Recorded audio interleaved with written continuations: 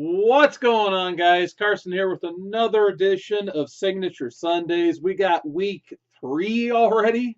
These has just been flying by. So if you guys hadn't had a chance to check out weeks 1 and 2, I think we're gonna go ahead and put a playlist below. I'm gonna go ahead and make a playlist after this video uploads tonight. So if you're watching this probably Monday on up, so I'll probably have a playlist going on. So please check out the previous 2 installments of Signature Sundays or whenever I recorded these things. But nonetheless, if you're just joining us for the first time, the whole point of this video is I just show all the signed books I got in these boxes behind me here. And I'm just trying to figure out exactly how many signed books and signatures I have in my collection. So since I don't want to make these too long, I'm just going to go ahead and get into box number, let's see, it'd be 7, 8, and 9 this week. So I'm doing it 3 boxes at a time. So then box 7 behind me, which is probably like, yeah, probably that one there. We got this nice healthy stack of books. So last week we chronicled Batman. So we're going to start this week with more Batman because why not? All right. So the first one we got Batman and Robin issue 2. And this one is signed by both Peter Tomasi and Pat Gleason. So I got, I believe this is probably around 2012 at C2E2, probably 2013 as well. I think I actually got him the same year at C2E2. I really like this run. It was a lot of fun. As you can see, I got me a bunch of these signs. So, and like I said, this was over the course of a couple years. I didn't take this giant stack and have them sign all at the same time. I just keep bumping into them individually. So issue 3 is just signed by Peter Tomasi, right there, kind of where that guy's hand's at. So I don't want to pretend like I'm one of those guys who takes a bunch of books and gets signed all at once because I hate when people do that. Usually I try to limit my signatures to about 5, maybe 6 apiece if I really want to get stuff signed. But there's issue 4 signed by Tomasi. And by the way, if you guys ever get a chance to meet him, I recommend it. I think he's going to be at C2E2 next month. Here is the die cut cover for Batman and Robin issue 15. And he's Tomasi signed right across Joker's cheek there. Going on with Death of the Family, I also got my issue 16 signed right above Joker Robin's head. And then 17, I got double signed by both Gleason and Tomasi. And actually, this one was signed by Gleason at C2E2 2013. He was nice enough to date his signature. So kind of like it when they do that because it definitely helps jog my memory a little bit better. Next up, I believe this was signed at the same time. Batman Robin issue 19. Once again, Gleason and Tomasi Sigs on there. Nice. I like Tomasi's gold pin too because it doesn't. You'll see some smudges tonight. I got some nice thumbprints coming up. Here's a weird one. I found this one. This was actually found at a half price books for $1.50, already signed by Gleason and Tomasi. So I couldn't leave this one laying. I actually did have the issue already, so like I figured why not? $1.50 for a double signed book. You don't see that every day. Next up, last week I talked about James Tynion the fourth quite a bit.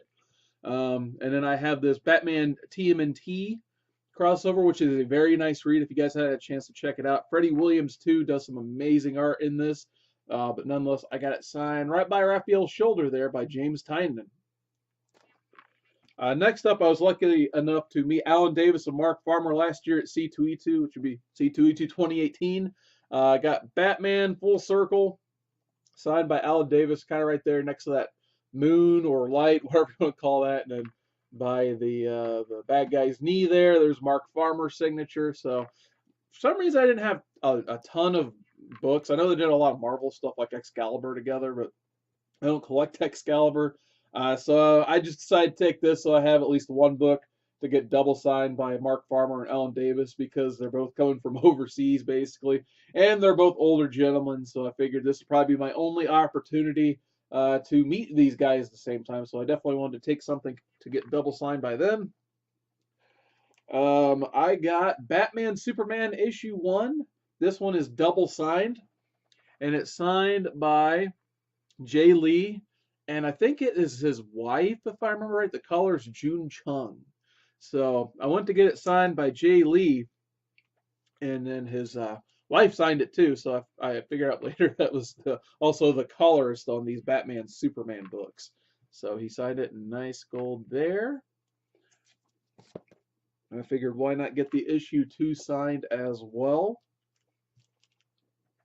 So there you go. Unfortunately, like a gold pen on a gold cover sometimes isn't the best. So below Superman's cape there, the one with the tights, not the jeans, that's June's. And then at the very bottom, yeah, there's that nice glare picking up Jay Lee's SIG if you guys want to know what that looks like.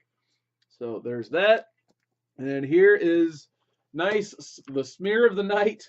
We got Philip Tan and his nice gold marker. So yeah, he had this like brand new gold marker, I guess. So just a nice yet unfortunate smear right across the top there. But nonetheless, he was really nice. It was super cool to meet Philip Tan. The first time I was meeting him was C2E2 once again last year.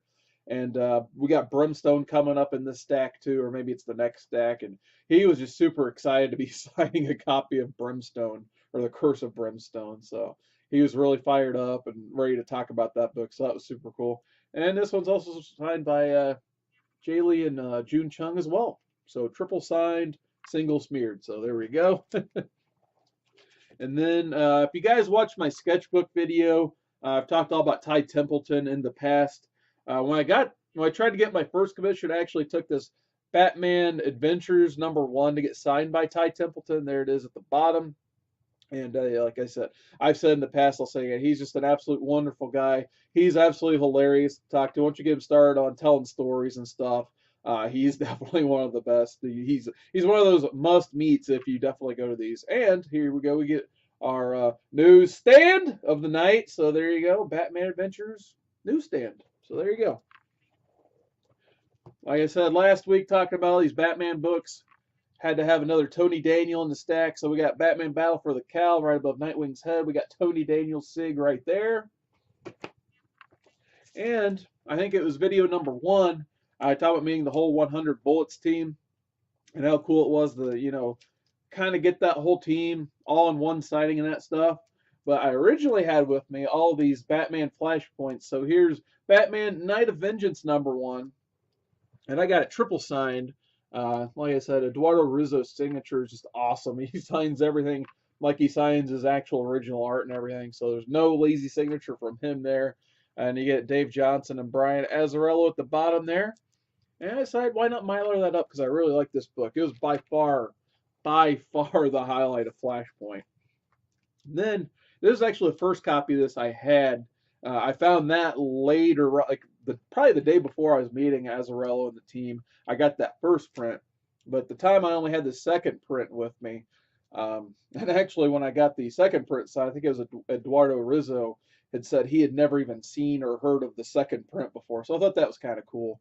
So, in doing a little bit of research on this one, it seems like this one there's not a big print run on the second print. So I might load that up too, because why not? Then I was like, I get the rest of the mini series. So there we go. Johnson signed down there with Azzarello. And Rizzo made sure to sign on the skeleton head so you could see it all nice and bright. Then the last one, where you get Thomas Wayne Batman and the Jokester, all triple signed there. So very nice. Sorry, I was just looking. Oh, yeah, Dave Johnson's at the bottom there below the body chalk line. All right. So once again, C2E2 last year. I was lucky to finally meet Sean Gordon Murphy. He's a creator I've wanted to meet for a while, especially since he did White Knight, and that title, I mean, he just blew up after this title last year. Like, he had one of the biggest turnouts for a creator at C2E2 last year. So he's only signing like 2 books per person at the DC booth, and I don't even know if he had an Artist Alley. I can't remember. I know I couldn't find him in Artist Alley last year, or it might have been one of those cases where it just had a huge line the whole time. But nonetheless, I got this signed by him last year at the DC Comics booth. It was only $2, so it was very efficient to get this signed at least. So going to C2E2 this year, I'm really looking forward to DC being back, because they just announced that last week. So we get DC and Marvel back at least. Fortunately, I didn't see anything on Image or Dark Horse, but I'll take DC and Marvel all day, every day. So that made me happy at least. Next up, got a run of Batwoman signed by Amy Reeder. She was kind of the fill-in artist for W. Hayden Blackman during that whole run. So this is New 52, issue 8 of Batwoman down there, signed by Amy Reeder. And she's a pretty good artist, too. She did a great job filling in my opinion. And we'll count them down. We got issue 7. So right there. Issue number 6. And then the last one, we got issue number 0, which I think I got this as a freebie or something at a con because I was flipping through my bins. And I probably have like 3 or 4 copies of this Batwoman issue 0 for some reason, but I only got one of them signed. So if anyone needs a Batwoman 0, I guess hit me up. Speaking of Batwoman, I also have the Rebirth run signed by James Tynion IV. So there's the Rebirth one-shot with the Jay Lee cover there. And then I got Batwoman issue 1 signed by James Tynion as well. So I never really got into the this version of it too much just because I didn't collect it. Hopefully it's on the DC streaming app. I'd like to catch up and see what's going on with the Batwoman character. I know he did a great job on the character in this Detective Comics run, but I never kept up with the Batwoman run afterwards. Here's an interesting book. And I was actually kind of doing some research on eBay to see exactly what kind of ratio variant or something this book is, and I really couldn't find too much information. I think it's like an e-cover or something like that, or retailer incentive. But I've got this Battlestar Galactica issue 0. I believe it's a Michael Turner variant. Because it's weird though because they crop the image for this like retailer cover. So usually like the cover A or C or whatever it was would have like the full body Cylon number 6, but then for this special retailer one they just crop the image. So I don't know why they would do that. But nonetheless, my brother was actually nice enough to get this signed at Wizard World, I think 2006, maybe 2005. I can't remember. One of the mid 2000s Wizard World Chicago. This is signed by Tricia Helfer and personalized to me, so that was very nice of him. Because I think he was mad because he got this one personalized to me because I think this is the more valuable of the books he got signed. But in terms of Battlestar books, that's probably not worth too much now. But just a rare and not often seen Michael Turner cover there. So I'd like to hunt more of these down because who doesn't like Turner and Battlestar Galactica, especially when it's Cylon number 6. Then the last one for box number 7, we got Silk Spectre Before Watchmen issue 1. Just decided to get a really nice Amanda Connor signature on this. Once again, C2E2, they get everybody now anymore for me. I think she's actually going to go to Cincinnati Comic Expo this year, so I'll probably get a couple more from her this year. But yeah, just not a huge Before Watchmen guy, but this was probably like one of the highlights of the Before Watchmen stuff. All right, going on to the stack from box number 8. And by the way, we're finally out of Batman. It took long enough. It took a video and a half to get out of Batman. So I thought that was kind of funny. We got Black Panther annual number 1. It came out last year. This one's signed by Ken Lashley. And this is one of those instances, there's the signature right there, one of those instances where I take a book and hope to get it like triple signed, and then I just kind of forget about it for whatever reason over the course of the convention, or I just don't want to, like, I put it up and don't want to go back to my car or hotel room and get it. But I was going to get this signed by Priest, and I think Mike Perkins was at C2E2 last year, but nonetheless, I got Ken Lashley sig right there next to where I'm shining the light. Next up, got another Rick Remender signature. I believe this one was from 2013 C2E2. Black Science number 1. There's his signature there. It's kind of funny. He actually has a different signature for the comics he signs and the hardcovers he signs. So stick with me long enough. I'll show you how he signs a hardcover. So there's how he signs an individual issue. And I had number 2 in the same bag at the time as well. But hey, like I said, we're also doing this project to rebag most of this stuff, so now it's in its own. So there's issue 2, Rick Remender signature. I believe once again, Wizard World 2006. I got Blue Beetle number 1 signed, post Infinite Crisis. First Jaime Reyes in his own title, signed by Keith Giffen there, really big at the bottom. So if I remember right, when I got this signed by him, there was also a Spike TV booth. at Wizard World for some reason, and they were playing the loudest music you could possibly imagine at a con, and Giffen was just getting PO'd. So every time I see this book, I just think of Keith Giffen getting mad at Spike TV. So I guess kind of a funny story there, but he was super cool to me otherwise. He was a lot of fun. Here's that Curse of the Brimstone I was talking about earlier. Once again, Philip Tan kind of smudged gold signature there. But like I said, nonetheless, he was really cool to talk to. He's a great guy to meet if you guys get a chance to meet him. If you guys keep track of my channel, you know I'm a huge Buffy the Vampire Slayer fan. So when these season 8 books were coming out, I got like every possible cover I could. I absolutely love this book. Unfortunately, I've only met the inker from this run. It's Andy Owens, so he signed these B covers kind of in the bottom corner there for me. And the whole funny story about getting all of these signed is he started talking to me about Frey and how Frey and Buffy were gonna fight, and I'm just like, dude, that hasn't happened in the story yet. And Frey, is this an announcement? He's just like, so that's how I kind of found out the scoop on Frey being in the Buffy books. So I thought that was pretty funny. There's another one. This is actually like the C cover, I think, for some reason. Issue 5 had 3 covers at the time. And then your of the day, we've got Buffy number 30 signed by Adam Hughes. So I feel like I got an Adam Hughes signature in every box so far. So there it is. Probably his one of his finest covers because it has Buffy on it. So absolutely love that.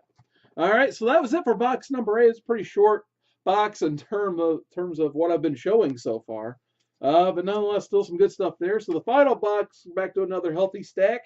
Rolling right around, we got Cable and Deadpool number 1. Got this SIG last year by Mark Brooks. C2E2 once again coming through. Nice. Yep, that's a gold SIG down there next to Deadpool. This book is really cooled off, though. I was just like, do I still need this book in my collection? And I'm just like, I may as well hang on to it now, because they went from like a $40 or $50 book to a $15 book over the course of the year since there's no Deadpool movie out. So that'll definitely be staying in the collection. Next up, I got Cable number 1. I might butcher this one. It's signed by Ariel Olivetti. Yeah, Ariel Olivetti. That's what I'm going to stick with. It is down there. And he did a pretty good job on this run. This is around the time you had the X-Force with Clayton Crane, Craig Kyle, and Chris Yost. And they eventually had a crossover into this Cable book. And you get a lot of Hope action, too, if you like the character Hope. Wherever that character went, I have no idea. Next up, got a couple Mitch Brettweiser signatures, another underrated artist that's worked for Marvel in the past. We got Captain America, The Chosen. I got the variant editions for this. This read, it was okay, but at the time, this is at the time they started to mess with the $3.99 price tag on your average book, and I was just not happy about it at the time. And this one was written by the creator of First Blood / Rambo, so that's the main reason I wanted to chase down these books way back in the day. And then there's issue 2. But like I said, the price point of these books made me stop getting them after this issue. But cool signature by Mitch Brettweiser there. Here is Captain America, issue number 1. This is when Marvel Knights was going strong and really big. And it's post 9/11. So Captain America, they kind of reinvented the character post 9/11 a little bit. And I got it signed down there in black by John Cassaday by Cap's Knee. So very cool to meet Cassaday. He was one of my favorite artists, especially at the time in the mid-2000s, because he was cranking out that astonishing X-Men run that I love so much. But yeah, I definitely had to get this signed too, because this is probably the most well-drawn Cap's been in the modern era. But yeah, we're going to go on for Cap for a little bit, because as you guys know, I'm a pretty big fan of the Ed Brubaker run. And Mike Perkins has made a lot of trips up to Chicago. I guess he just really likes the city, or maybe he's originally from there. I have no idea. But I got a lot of Mike Perkins. And once again, I preface this saying I did not take all these at the same time, but I think I have about every Mike Perkins Captain America signed by Mike Perkins. So there's 24. And actually, we're going back to Cassaday for a second because he did this awesome cover for 25. This is a Wizard World Los Angeles variant done by Cassaday. I think I actually have this slabbed as well, but there's his signature in silver there. This is the one where he gets assassinated. And then we've got The Confession, a Marvel Comics event. This one is signed by Brian Michael Bendis and Alex Maleev. I think once again, this is probably like 2008 Wizard World, if I remember right, something like that. I could be completely wrong. I think this is the Wizard World where I asked the guys, like, I don't know if anyone remembers that Halo comic that they did, like issues 1, 2, and 3 of, but it was a 4-issue mini, and issue 4 just never came out for like a year. And I had the audacity because I was young and stupider at the time, and I'm just like, so, where's that Halo book? Is that coming out soon? And they're just like, we don't want to talk about it. They're just straight up like, we don't want to talk about that Halo book. It's been a nightmare. So I just laughed. Okay, thanks for signing my confession book. But back to Perkins, we're going issue 26. So right there in the corner, 27. And if you guys, for some reason, have not read this run, this is a great, it's like this and Green Lantern, or it's a great time to collect these runs because, I mean, you have a key book or two that you might pay a couple bucks for. Like in this one, it's going to be the Winter Soldier book. But beyond that, most of these are in dollar bins, I keep finding. I found some in 20 and 50-cent bins, actually. So I highly recommend trying to track this rundown. You won't find this one in a 50-cent bin, though. This is one of the few, actually. I'm trying to pinpoint where I got this. I think I got it in like a VIP package for a convention or something like that. But it actually comes with a Dynamic Forces certificate of authenticity. And that's the reason I haven't rebagged it, because it has that giant seal on it. But nonetheless, we got Captain America. This is issue 34, where Winter Soldier becomes Cap. And it's signed by Alex Ross there at the bottom. And it's limited to, this is number 1639 of 2,500. So they made Alex Ross sign a bunch of these. But yeah, this is, I've got a few copies of 34, but this is the only one I've got from the Dynamic Forces variant. So not Alex Ross's best work, but still pretty cool. At least like Cap's reflection in the dome there is probably the coolest part. But I definitely like the regular Alex Ross cover much better. I don't think I have that cover. It's the one I'm missing. But I have the Epting cover for that, I believe. So there's 35. Once again, Mike Perkins signed. 36. Mike Perkins by a Cap Shield. And I think actually a lot of these up until this point I've gotten in dollar bins too. So I would highly recommend this run.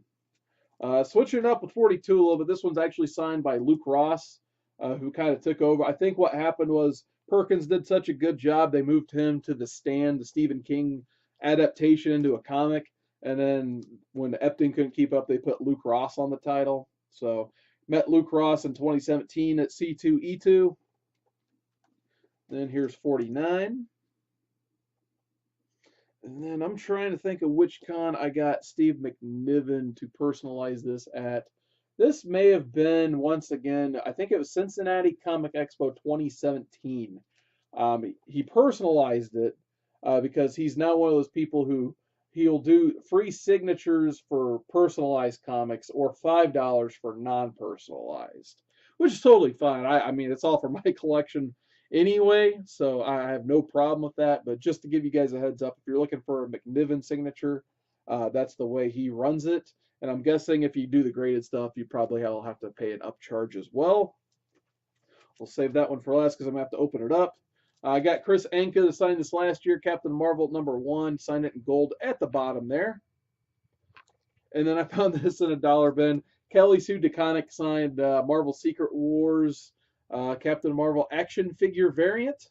So I think it's actually like Captain Marvel and her Secret Shield. Captain Marvel, the Carol Corps. I'd look, this Marvel, come on, Marvel, like seriously. They put their title in the top corner right there, but man, I don't know. They don't make it easy anymore. They've got Virgin variants, and they're putting the title on the back of things, and yeah. But anyway, the last signature I got, lenticular. We got Captain Marvel issue 125, The Legacy. This one was signed by Dan Mora at Indiana Comic Con last March. So right there on her knee there. So I think I got one more of these. I was trying to remember which one it was. But nonetheless, that is the final signature I have to show today. This week, I'm, however, going to remember to go over the totals because I forgot last week. So box 7, we had 28 books with 45 signatures. Box number 8, 10 books, 10 signatures. That was pretty simple. Box number 9, 24 signatures with 24 books, 25 signatures. So just week 3 total so far with those 3 boxes, 62 books and 80 signatures. So the grand total in the 3 videos so far, we've got 191 books, 244 signatures, and we're not to the letter D yet. So, boy, I think I was a little off with my 500 ballpark. So we'll see where this all ends up, because I haven't even counted really the hardcovers yet, the wall, but yeah. So up to there, we're at 244 signatures, 191 books. So big thanks for joining me tonight. Hopefully you guys are enjoying this series.